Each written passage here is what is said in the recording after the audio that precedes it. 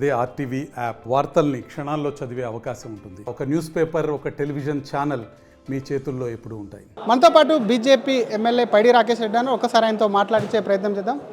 పైడి రాకేష్ రెడ్డి గారు, ఇప్పటిదాకా మీటింగ్ జరిగింది. మీటింగ్లో ఏం చర్చించారు? అసలు ఎటువంటి రానున్న రోజులు ఎటువంటి కార్యక్రమాలు ఉండనున్నాయి? అంటే ఈరోజు ఇప్పుడు తెలంగాణ ప్రజలు మా మీద ఒక బృహత్తరమైన బాధ్యత పెట్టారు. పార్లమెంట్ ఎన్నికలలో ప్రధాన ప్రతిపక్షంగా మమ్మల్ని గుర్తించి 8 సీట్లు పార్లమెంట్ సీట్లు గెలిపించి ఈ ఎవరైతే ఫామ్ హౌస్లో పడుకున్న ప్రతిపక్ష నాయకుడు ఉన్నాడో ప్రజల పట్ల కనీస బాధ్యత మరిచినోని జీరోకు పరిమితం చేశారు. ఇంకా ఈ వర్క్షాప్ ఉద్దేశం ఏంటంటే ఆ ఫామ్ హౌస్లో పడుకున్న ప్రతిపక్ష నాయకుడిని పర్మనెంట్ జీరోకు పరిమితం చేయడము. రెండోది, దుర్మార్గమైన కాంగ్రెస్ ప్రభుత్వాన్ని ఎట్లయితే ప్రజా వ్యతిరేక చర్యల ద్వారా మోసపూరిత వాగ్దానాల ద్వారా గద్దెనెక్కిందో తెలంగాణ ప్రజలు అర్థం చేసుకుంటున్నారు.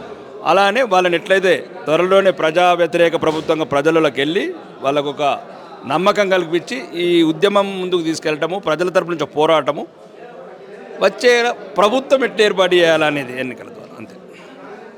మరొక వైపు ఢిల్లీ పర్యటనలో దాదాపుగా 3-4 రోజులు గడిపాడు. అక్కడక్కడే ఉండి నిన్న వచ్చారని తెలుస్తుంది. ఏం చెప్పారు ప్రధానిని కలిసినప్పుడు? మీకు ఎట్లా అనిపించింది ఆ ఫీలింగ్? అసలు చెప్పాను కదా, ప్రధానిని కలిసినప్పుడు ఏదైతే మహాభారత యుద్ధంలో అర్జునుడికి గీతో పనిచేసిన కృష్ణుల్లాగా మా 20 మంది శాసనసభ్యులు పార్లమెంట్ సభ్యులకు సుమారు 40 నిమిషాలు ధర్మాన్ని గురించి, అధర్మం అంటే కాంగ్రెస్ పార్టీ చేసే మోసపూరిత చర్యలు, ప్రజా వ్యతిరేక వాగ్దానాలు కావచ్చు, ఎటువంటి నైతిక బాధ్యత లేకుండా పరిపాలించడము, అవినీతిమైపోయిన ఈ ప్రభుత్వాన్ని మీరు ఎండగట్టి ప్రజల్లోకి వెళ్ళి ప్రజా మన్ననలు పొంది తెలంగాణలో భారతీయ జనతా పార్టీని అధికారంలోకి తీసుకురావాలని దిశానిర్దేశం చేశారు. ఏమన్నా భరోసా ఇచ్చారా? ఏమన్నా ఏదైతే ఆ గీతోపదేశం ఉందో అదే భరోసా మాకు. కానీ నేతలందరికీ కూడా ఒకవైపు సీరియస్ అయ్యారు, ఒకవైపు కలిసికట్టుగా వెళ్ళండి అని చెప్పి ఒక ఇంటి ఇచ్చినట్టయితే సమాచారం అంతా నిజమేనా? అట్లాంటిది ఏమన్నా ఉందా? ఇప్పుడు అవన్నీ అదేదో బయట మాట్లాడిన మాటలు కానీ కావాల్సింది ఏంది? ఇప్పుడు మేము ఎట్టి పరిస్థితిలో కూడా ఈరోజు తెలంగాణ ప్రజలు భారతీయ జనతా పార్టీని కోరుకుంటున్నారు. దానికి నిదర్శనమే 36% ఓట్లు, 8 పార్లమెంటు సీట్లు, 6 సీట్లలో 2వ స్థానంలో ఉన్నాము. ఇంకా ఏదైతే ఈ ప్రజా కంటకుడు తెలంగాణ రాష్ట్రాన్ని అప్పుల కుప్ప చేసిన ఈ కేసీఆర్ జీరోకు పరిమితమై ఫామ్ హౌస్లో పడుకుని అడ్రస్ లేకుంటున్నాడు ఈరోజు.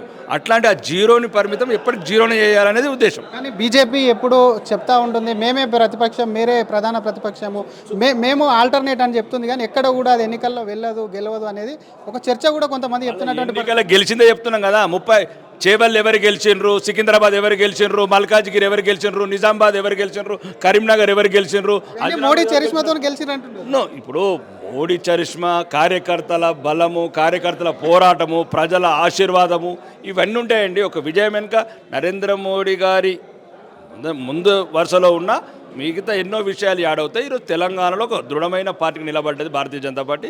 మేము 8 ఎమ్మెల్యేలం కావచ్చు, 8 మంది ఎంపీలం కావచ్చు, జరిగే చరిత్రల పరిణామాలు చూపిస్తాయి. మాకు ఒక దృఢమైన నమ్మకం.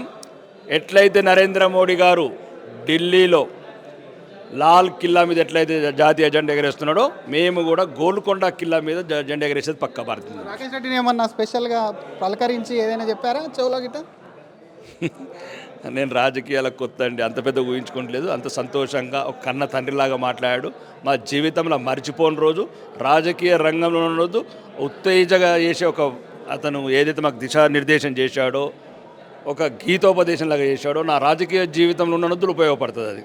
కానీ ఒకవైపు 4 ఏళ్ళ ఎన్నికలు ఉన్నాయి. 4 ఏళ్ళ ఎన్నికలకు ముందే మీ అందరినీ పిలుచుకొని మాట్లాడడం అనేది తెలంగాణ రాజకీయాల్లో రానున్న రోజుల్లో మార్పు చూడవచ్చా? 100%.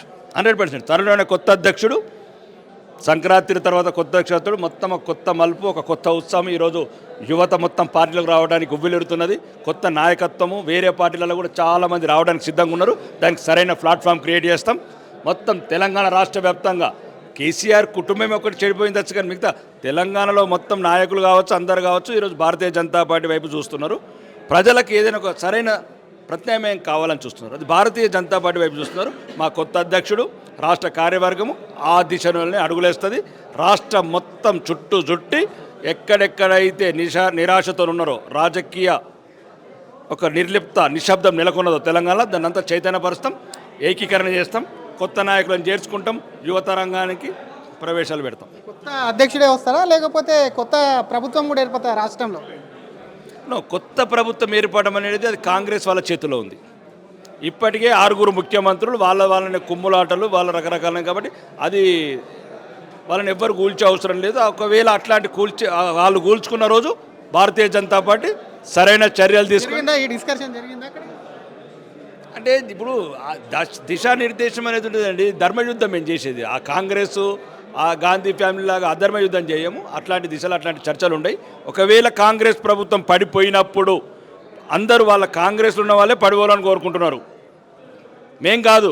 మీరే మీడియాలో చెప్తున్నారు కాబోయే ముఖ్యమంత్రి బట్టి విక్రమార్క అని, కొందరేమో చెప్తున్నారు కాబోయే ముఖ్యమంత్రి ఉత్తమ్ కుమార్ రెడ్డి అని. దానికి మేమేం చేస్తామండి? ఎక్కడైతే రేవంత్ రెడ్డి గారు ఏమంటారు మహారాష్ట్రలో ప్రచారం చేసిన ప్రతి చోట ఓడిపోయారని వాళ్ళు చెప్తున్నారు, మేము చెప్పట్లేదు. అది ఒకవేళ ప్రభుత్వం పడిపోయినప్పుడు ప్రతిపక్ష పాత్రగా మేము ఏం పోషించాలో పోషిస్తాం, ప్రజల తరపున నిలబడతాం. రాకేష్ రెడ్డిని అధ్యక్షుడు కొత్త అధ్యక్షుడు చూడవచ్చా మేము గిట్ట?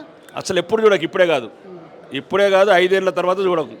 5 ఏళ్ళ తర్వాత మామూలు శాసనసభ్యుడిగా ప్రజల తరపున ప్రతిపక్షంగా కొట్లాడతాను, నిలబడతాను. అంత పెద్ద కోరికలు పెట్టి నన్ను అంత ఇబ్బంది పెట్టకండి. మామూలు శాసనసభ్యుడు చాలా సంతోషంగా ఉన్నాను. ఎవరైతే కొత్త అధ్యక్షుడు అవుతాడో ఆ అధ్యక్షుడి కింద ఎవరైతే అనుకుంటున్నారు మీకేమన్నా? అధ్యక్షుడు కూడా డిసైడ్ అయిపోయిండు. అది ఎవరు ఒక పిక్చర్ రిలీజ్ చేస్తాం. జనవరి సంక్రాంతి తర్వాత పిక్చర్ రిలీజ్ చేస్తాం. థ్యాంక్ యూ అండి. ఇది అసలు కొద్ది రోజుల తర్వాత కొత్త అధ్యక్షుడు రాబోతున్నారు. సంక్రాంతి తర్వాత కూడా రాష్ట్రానికి కొత్త అధ్యక్షుడు వస్తాడు. అప్పుడు మరింత ఉత్సాహంతో ముందుకెళ్తామని చెప్తూనే మోడీ తమకు ఒకవైపు కూడా చాలా పాయింట్లు కూడా చెప్పారు. రాజకీయంగా దిశానిర్దేశం చేయడం కాకుండా తెలంగాణలో ఉన్నటువంటి అనుకూలమైనటువంటి పరిస్థితులు ఏ విధంగా ఉన్నాయి, ఇక్కడ ప్రభుత్వాన్ని ఎట్లా ఏర్పాటు చేయాలన్న విషయాలన్నింటినీ సూచించారు. కాబట్టి ఏది కావాలన్న తను తెలంగాణ నేతలకు కానివ్వండి తెలంగాణ ప్రజలకు ఇచ్చేందుకు సిద్ధంగా ఉన్నాను, కాబట్టి ప్రభుత్వమే ఏర్పాటుగా పోరాడాలని చెప్తూనే మరొక పక్క కాంగ్రెస్కు సంబంధించి ఏదైనా వాళ్ళు గొడవపడి ప్రభుత్వాన్ని కూలగొట్టుకుంటే మాత్రం ధర్మంగానే వెళ్తాం, ధర్మయుద్ధం చేసి ముఖ్యమంత్రి పీఠం ఖచ్చితంగా కైవసం చేసుకుంటామని చెప్తూనే తను ఎప్పటికి కూడా అధ్యక్షుడి రేసులో నేను సామాన్య ఎమ్మెల్యే కూడా కొనసాగుతానని చెప్పి కూడా ఎమ్మెల్యే పైడి రాకేష్ రెడ్డి అంటున్నారు. కెమెరామెన్ విజయ్తో శ్రీధర్, RTV, హైదరాబాద్.